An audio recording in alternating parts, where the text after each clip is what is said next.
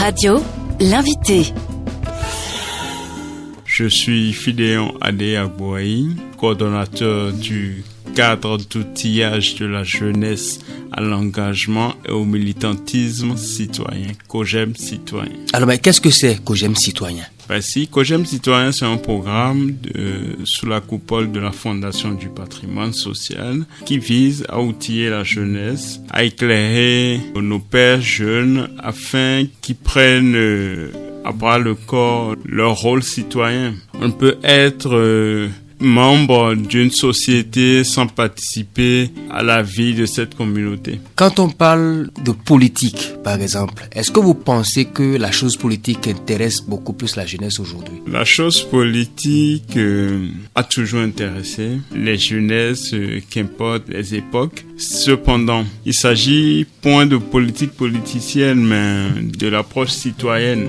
Étant membre d'une communauté faisant 70% de la population, on ne peut se mettre en marge de la gestion de la cité. Il faut jouer son rôle citoyen. C'est le rôle qui est celui de la jeunesse. C'est le rôle qui impacte la bonne gouvernance. Et je dirais c'est l'idéal pour la jeunesse. COJEM, en la créant, quel est le but ou la mission que vous la signez? La jeunesse souvent s'égare de son rôle premier, qui est celui d'impacter, qui est celui de défendre ses droits. Défendre ses droits en ce sens que la nation est une et indivisible. Nous devons la préserver. Nous devons militer pour nos droits. Nous faisons quand même 70% de la population.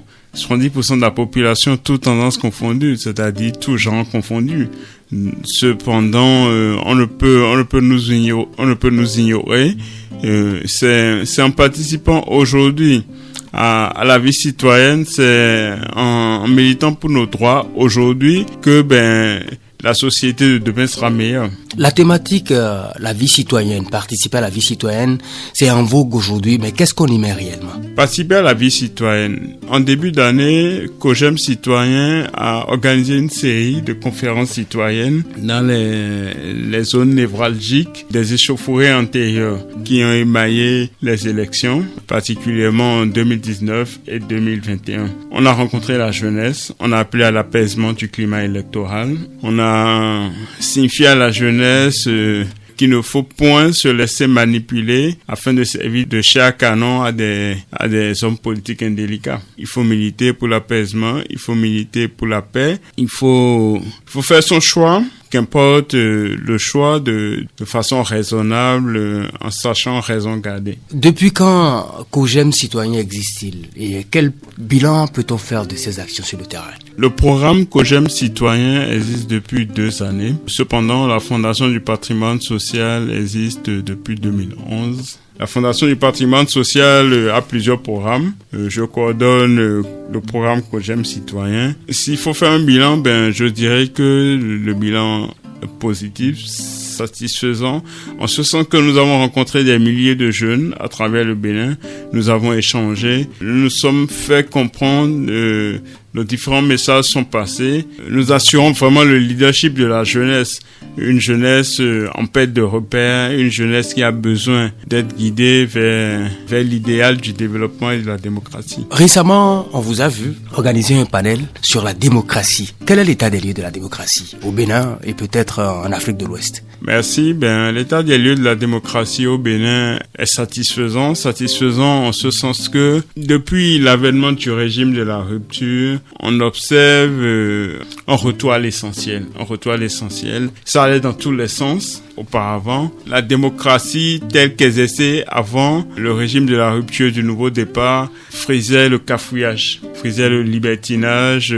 Aujourd'hui, la bonne gouvernance a impacté, le développement est impacté. Du coup, la démocratie est en bonne voie. La démocratie a un idéal. La démocratie n'est pas du prêt-à-porter ou n'est pas du Coca-Cola avec le même goût partout sur la planète. La démocratie s'adapte aux réalités et impacte la bonne gouvernance et le développement. Est-ce que le Bénin continue de servir d'exemple dans la sous-région? Absolument, le Bénin continue de servir d'exemple puisque le Bénin est un laboratoire de la démocratie. Nous avons innové avec la conférence des forces vives de la nation en 90. Nous avons innové avec la Commission électorale nationale autonome et nous continuons d'innover. Nous avons d'ailleurs à COJEM Citoyen ramené la thématique du septennat unique sous le regard scientifique et citoyen parce que le septennat unique en tant que projet de réforme audacieux visant à limiter les mandats a été porté par le candidat Patrice Talon en son temps. Cependant, ça a été rejeté parce que ça se percevait sous l'angle politique. Nous avons à COJEM Citoyen analysé avec des personnes ressources, des scientifiques, des universitaires, la chose. Et nous nous sommes dit, il faut ramener le débat et l'analyser sous l'angle scientifique et citoyen afin de peser les pour et les contre. Ce qui nous a conduit à la conclusion de ce que il faut un préalable, c'est-à-dire le renforcement des institutions. Il faut des institutions fortes à la base pour constituer le terreau qui fera fleurir le septennat unique. Parce que sans institutions fortes, c'est notamment la séparation des pouvoirs, l'exécutif, le judiciaire. Cette confusion n'est pas de nature à arranger des réformes pérennes.